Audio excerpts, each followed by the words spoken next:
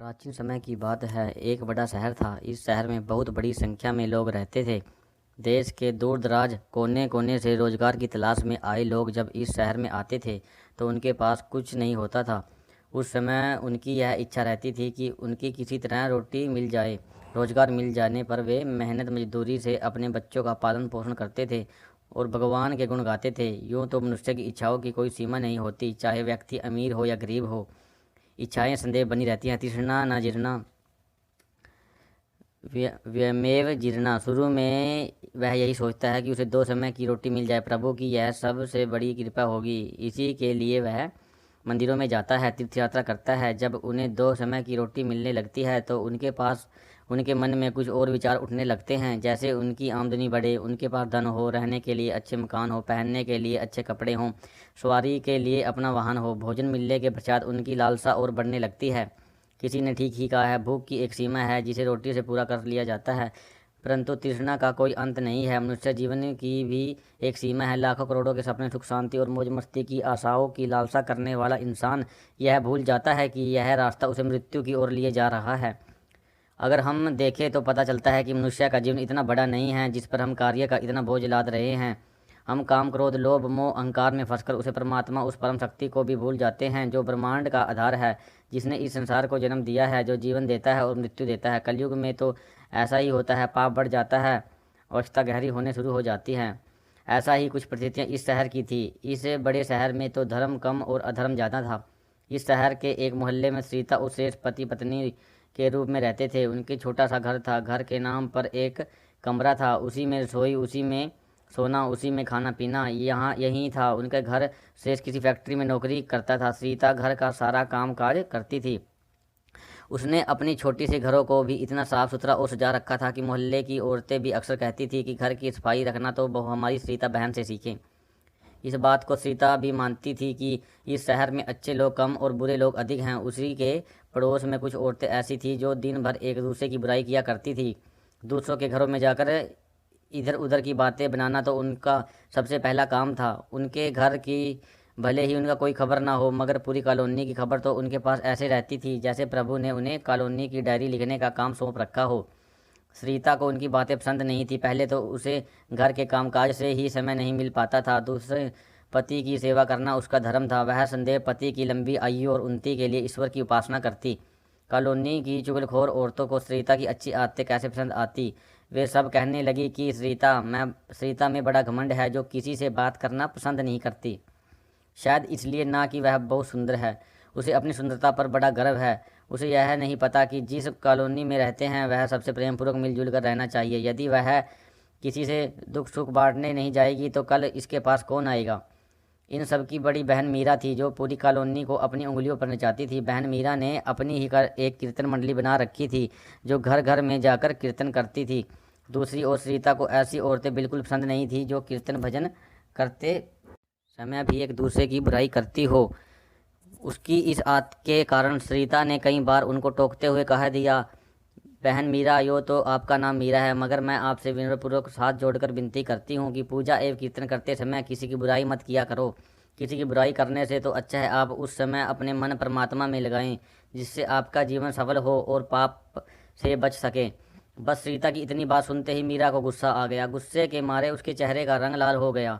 वह बोली, ओ अकल की लड़की, ओ कल की लड़की, क्या तुम मुझे बताएगी कि मुझे क्या करना है। अब शहर में आए 2 साल ही हुए हैं, हम शहर वालों को अकल सिखाने लगी है। सरिता ने कहा, देखो बहन, मैं परमात्मा की भक्ति और श्रद्धा में निश्चय मन से पूरे विश्वास रखती हूँ। मैं यह अच्छी तरह से जानती हूँ कि भक्ति में ही शक्ति है।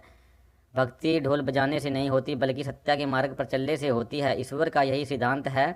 यह शिक्षा है कि किसी का बुरा मत करो। मैं तो हर जीवन आत्मा में रहता हूँ। सर्वस्य चाद्य हदि शनि विष्टो, ऐसे भगवान कृष्ण ने स्वयं भगवत गीता में कहा है। तुम मेरी तलाश में क्यों बाहर भटक रहे हो। यदि तुम सत्य और विश्वास का सहारा लेकर अपने आत्मा में मुझे तलाश करो या फिर इस जगह के किसी भी वस्तु, व्यक्ति, जड़ चेतना में देखो तो मैं तुम्हें अवश्य मिलूंगा। मैं ही इस जगत का आधार हूँ। सीता की इस बात को सुनकर वह मीरा और उसकी सहेलियाँ मिलकर उसका मजाक उड़ाने लगी। सीता जानती थी कि ये लोग पाप करने वाली हैं। इनकी पूजा तो केवल आडंबर है, दिखावा है। इनके मन खोट है। इनसे अधिक बोलने का कोई लाभ नहीं है। इनकी कीर्तन मंडली खूब पैसा कमा लेती है। ईश्वर के नाम पर ये व्यापार और लूट करते हैं। श्रीता अपने घर में पूजा पाठ करना शुरू कर दिया। वह इन लोगों से दूर रहने लगी। वह स्वयं में ही ईश्वर स्मरण भजन एवं पूजा कर प्रसन्न रहती। समय की गति निराली है, कब क्या हो कुछ पता नहीं। यह संसार परमात्मा की लीला है। कुछ ऐसा ही लीला देखिए। उधर सुरेश बुरी संगत में पड़कर शराब पीने लगा, जुआ खेलने लगा। गाँव से आया सीधा साधा सुरेश शहर के साथियों के ऐसा फंसा कि उसे ये बुरी आदतें लग गई। शुरू शुरू में उसने अपने आप को बहुत बचाने का प्रयास किया, लेकिन जब चारों ओर से वह घिर गया तो उसके लिए बचना मुश्किल हो गया। भला एक मजदूर का वेतन ही कितना होता है। पूरे महीना मेहनत करने पर जो तनख्वाह मिलती थी उसे घर की 2 समय की रोटी ही चल सकती थी। मकान का किराया, दुनियादारी, कपड़े, यह सब कुछ उस वेतन से ही चलता था। लेकिन जब इस वेतन से शराब और जुआ खेला जाए तो घर नहीं चल सकता। सीता बेचारी बहुत दुखी हो गई, अंदर ही अंदर घुटने लगी। पति को मना करती तो उसे मार पड़ती, गंदी गंदी गालियाँ सुनने को उसे मिलती। उस प्रकार घर में आकर वह इतना तूफान खड़ा करता कि लोग उसे पर हंसते। बेचारी सीता अब अंदर ही अंदर ढूंढ टूटने लगी। वह हर समय दुखी रहने लगी। अपने मन की आग को शांत करने के लिए आंसू बहाती रहती। इस प्रदेश में उसका कौन था जो उसे सहारा देता। अब वह अकेली पड़ गई थी। आज आकर उसे परमात्मा का ही सहारा था। माँ लक्ष्मी ही उसे सहारा देगी, जो इस घर में रूठी ही चुकी थी। सुरेश ने घर के बर्तन तक बेच डाले थे, परंतु इतना बड़े संकट में भी उसने परमात्मा में विश्वास नहीं छोड़ा।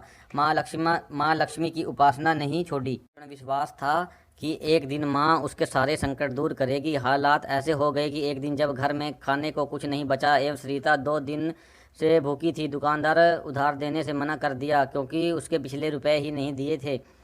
श्रीता माँ लक्ष्मी के चित्र के आगे हाथ जोड़ बैठ रो रही थी। माँ ने उसकी आंखों से टपकते आंसू देख लिए थे। माँ तो अंतर्यामी है, यह हर जीवन आत्मा के अंदर हर समय विद्यमान है। उसे सभी के दुख सुख का भान रहता है। उसने सीता के दुख को जाना, जो लगातार रो रही थी। सीता बोली, माँ लक्ष्मी मुझे बचा लो, माँ मुझे बचा लो। देखो मेरे घर की हालत क्या हो गई है। मैं 2 दिन से भूखी हूँ। मेरे पति बिगड़ चुका है। घर में लक्ष्मी जी आप बैठी हैं, परंतु आपका दूसरा स्वरूप तो इस संसार में माया का है। वह इस घर में नहीं है। उसने बिना जीवन नहीं। माँ मुझे बचा लो। सीता बार बार लक्ष्मी माँ से विनती करती रही, मुझे बचा लो माँ, मुझे बचा लो माँ, शक्ति दो माँ, शक्ति दो माँ, लक्ष्मी कृपा करो, इस घर को बचा लो माँ। अब आप ही मेरी अंतिम सहारा हो। देख लो, यदि तुमने मुझे बचाया नहीं तो मैं तुम्हारे चरणों में ही जान दे दूंगी। अब तो मेरी यह अंतिम निर्णय है। ऐसा कहती हुई सीता माँ लक्ष्मी के चित्र के आगे गिर पड़ी। सीता की निश्चल भक्ति और अटूट विश्वास से माँ लक्ष्मी का हृदय द्रवित हो उठा। उसी समय घंटियां बजने लगी, शंख की आवाज़ आने लगी। सीता के उदास चेहरे पर अपने आप खुशी की लहर दौड़ गई। तभी उसने कानों में आवाज़ आई, बेटी सीता, तुम्हारा आराधना सफल हो गई। तुमने इतनी बड़ी संकट में भी मुझे पर विश्वास नहीं छोड़ा, अपनी श्रद्धा में कमी नहीं आने दी, इसलिए मैं तुम्हें पर बहुत प्रसन्न हूँ। माँ ने कहा, सीता, एक तो तुम पतिव्रता धर्म में पूरी उतरी है, अपने पति की सेवा में कोई कमी नहीं रखी। दूसरी, तुम पर विश्वास नहीं छोड़ा, तुमने मुझ पर विश्वास नहीं छोड़ा। यह सब तेरी अग्नि परीक्षा ही थी जिसने तू खरी उतरी है। आप अब से आज तक कुछ नहीं मांगा, परंतु आज मैं विवश हो गई हूँ माँ। आज पहली बार आपसे इस घर की खुशियाँ मांग रही हूँ माँ। मुझे धनवान बनाने की कोई इच्छा नहीं है। मुझे तो जीने के लिए रोटी की जरूरत है, जिससे परिवार का भरण पोषण हो सके। मेरे बिगड़े हुए पति को सुधार दो माँ। माँ बोली, जाओ बेटी, अपने को संभालो, मैं तुम्हारे मनोकामना पूरी करती हूँ। उठो, अपने घर के द्वार खोलो। देखिए, परमात्मा में अटूट आस्था निश्चित रूप से सभी कष्टों को दूर करती है। विपत्तियां तभी तक रहती हैं जब तक व्यक्ति परम शक्ति से दूर रहता है। सीता के अंदर ना जाने कहाँ से अपार शक्ति आ गई। वह माँ लक्ष्मी के चरणों से उठकर अपने घर के द्वार की ओर गई तो सामने ही एक तिलकधारी ब्राह्मण को खड़ा पाया। वह बोला, बेटी सीता, जय माँ लक्ष्मी जी बोलो। सीता ने पूरी शक्ति से कहा, जय माँ लक्ष्मी। देखो बेटी, मैं माँ लक्ष्मी जी के मंदिर का पुजारी हूँ। माँ के आशीर्वाद से यह 2 बोरी आटा और साथ में दालें और घी, यह सब खाने की सामग्री आपके घर पहुंचाने के मुझे आदेश हुआ है। आप धन्य हैं महाराज, आप धन्य हैं। माँ लक्ष्मी के पुजारी होने के नाते मैं आपके चरणों को छूती हूँ महाराज, और आपसे यह प्रार्थना करती हूँ कि मुझे इस संकट से के निकालने का उपाय भी बताए। सुनो पुत्री, इस माया रूपी संसार में सुख प्राप्त करने के लिए अपने मन और शुद्ध और आत्मा को पवित्र रखना पड़ता है। माया जी को तिजोरियों में बंद रखने वाले पापी होते हैं। यदि तुम अपने मन की शांति और घर गृहस्थी के लिए लक्ष्मी जी की प्राप्ति करना चाहते हो तो वे लक्ष्मी माँ का व्रत करो। इस व्रत को करने से आपकी हर मनोकामना पूरी होगी। तुम्हारे सारे संकट दूर हो जाएंगे। सीता ने निवेदन करते हुए कहा, पुजारी जी मुझे इस व्रत की विधि तो बता दो। मैं तो माँ की उपासना बचपन से कर रही हूँ, किंतु व्रत की विधि मुझे आज तक नहीं मालूम। लक्ष्मी जी का व्रत बहुत सरल है, इस वेवलक्ष्मी व्रत कहा जाता है। जो प्राणी सच्चे मन से इस व्रत को कर लेता है उसके मनोकामना पूर्ण हो जाती है, उसे हर प्रकार की सुख संपत्ति प्राप्त होती है। जो लोग इस व्रत को विधि पूर्वक नहीं करते उन्हें कोई फल नहीं मिलता, बल्कि वे अपने मन की शांति खो बैठते हैं। शुक्रवार माता का दिन है तो सभी दिन उसी के हैं, परंतु इस दिन का विशेष महत्व है। माँ लक्ष्मी जी का व्रत शुक्रवार को रखना चाहिए। सुबह उठकर नहा धोकर साफ सुथरे कपड़े पहनकर दिन भर में माँ का पूजन करें। हर समय मुंह से यही शब्द निकले, जय लक्ष्मी माँ, जय लक्ष्मी माँ। जब सायकाल हो तो उस समय पूर्व दिशा की ओर मुंह करके आसन पर बैठें और माँ लक्ष्मी जी की मूर्ति या चित्र किसी ऊंचे स्थान पर रखें। उसके आगे चावल की ढेरी लगाकर एक खुली प्लेट में सोने के जेवर रखें। यदि सोने के जेवर ना हो तो चांदी के भी काम चलेगा। माँ लक्ष्मी के चरणों में सूरज लाल फूल अर्पण करके धूप के साथ साथ देसी घी की ज्योत भी जलाएं। जैसे कि पहले बताया गया है कि माँ लक्ष्मी के अनेक रूप हैं, परंतु इन सब का आधार श्री यंत्र है। जो माँ के भक्त श्री यंत्र के दर्शन कर लेते हैं, समझ लो उन्होंने माँ के हर रूप के दर्शन कर लिए। इसलिए माँ के पूजन के समय श्री यंत्र को मत भूलें। पूजा के समय सबसे पहले कटोरी में रखे जेवर को हल्दी कर टीका लगाकर 5 बार बोलें, जय माँ वेव लक्ष्मी, जय माँ वेव लक्ष्मी। हमारा खाली झोली भर दो माँ, हमारी खाली झोली भर दो। इसके बाद घी, आटे और चीनी को भून कर बनाया गया पंजीरी का प्रसाद, जिसमें केले के टुकड़े काटे हों, माँ लक्ष्मी की आरती करके उस प्रसाद को लोगों में बांट दें। बांटते समय भी आपकी वाणी में माता लक्ष्मी जी जय जरूर रहनी चाहिए। इस व्रत को लगातार 21 या 51 शुक्रवार को रखे जा सकते हैं। सूर्यास्त होने के पश्चात माँ की उपासना करके जब प्रसाद बांट लें तो आप भी भोजन ग्रहण कर सकते हैं। माँ के आगे पड़े चावलों को उठाकर पक्षियों को डाल दें।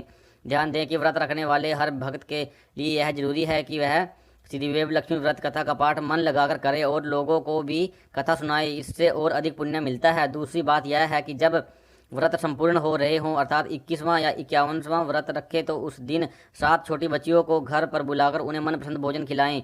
फिर कन्या को चांदी का अथवा गिल्ट का 1-1 रुपए का सिक्का दान करें। जिस दिन व्रत संपूर्ण हो उसी दिन माँ लक्ष्मी की श्री वेवम लक्ष्मी व्रत कथा की 101 या 51 प्रतियां माँ के भक्तों को अपने हाथों में बांटें। यदि इतनी पुस्तकें आए आप बांटने में समर्थ ना हो तो ध्यान रखें कि 11 तो अवश्य बांटने चाहिए। माँ की मूर्ति के आगे हाथ जोड़कर उनसे प्रार्थना करें, हे माँ लक्ष्मी, आपकी कृपा से मैंने अपने व्रत विधि पूर्वक पूरा कर लिए हैं, इसलिए हे माँ आप हमारी इच्छा पूरी करो, हमारी मनोकामना पूरी कर दो। माँ हमें सदा सुखी रखना, हमारे परिवार को सुख देना। माँ ऐसा कहकर हर ब्राह्मण चला गया। याद रखें कि महत्व है आपकी सच्ची श्रद्धा और विश्वास का। माँ अंतर्यामी हैं, यदि आप कुछ भी ना मांगे तो भी मिलेगा। सीता ने आटे की बोरियां पड़ोसन की सहायता से अंदर रखवा दी, दालों को भी अंदर रखा। माँ लक्ष्मी की उपासना तो कर ही रही थी, परंतु विधि अनुसार नहीं कर पाती थी। आज माँ लक्ष्मी ने उसकी हालत देखकर जो उसकी सहायता की, उसे वह कैसे भूल सकती थी। सहसा उसे ध्यान आया कि कल ही शुक्रवार है, मैं कल से ही माँ लक्ष्मी जी के 21 व्रत आरंभ करूंगी। अगले ही दिन से सीता ने शुक्रवार की व्रत कथा शुरू कर दी और साथ ही माँ का व्रत रखा। वह पूरे दिन माँ की आरती करती रही। फिर उसने रात्रि के समय श्री वेव लक्ष्मी व्रत कथा का पाठ करके घर आए पति के चरण छूकर उसे प्रसाद खिलाया। उसके पति ने उसे प्यार से उठाकर गले से लगा लिया। वह बोला, मेरी सीता, तुम तो सचमुच की देवी हो। मैं ही दुर्बुद्धि था जो आज तक राक्षस बनकर तुमसे प्रताड़ित किया, लेकिन अब मेरी आंखें खुल गई हैं। अब मुझे अपनी गलतियों का पूरा पछतावा हो रहा है। मैं आज माँ लक्ष्मी के चरणों में बैठकर यह प्रतिज्ञा करता हूँ कि मैं कभी भी मगबान नहीं करूँगा और कभी जुआ नहीं खेलूँगा।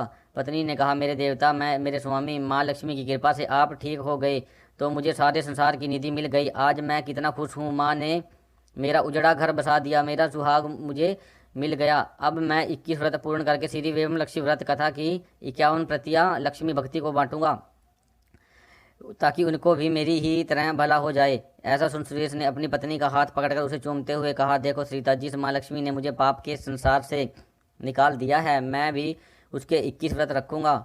मैं भी सदा घर में माँ की पूजा करूंगा। सीता ने अपने पति के चरण में अपने सिर रखते हुए कहा, स्वामी, आज मैं बहुत प्रसन्न हूँ। माँ वेव लक्ष्मी की कृपा से मुझे नया जीवन मिल गया है। दोस्तों, वेव लक्ष्मी माता की कथा संपूर्ण हुई। बोलो जय।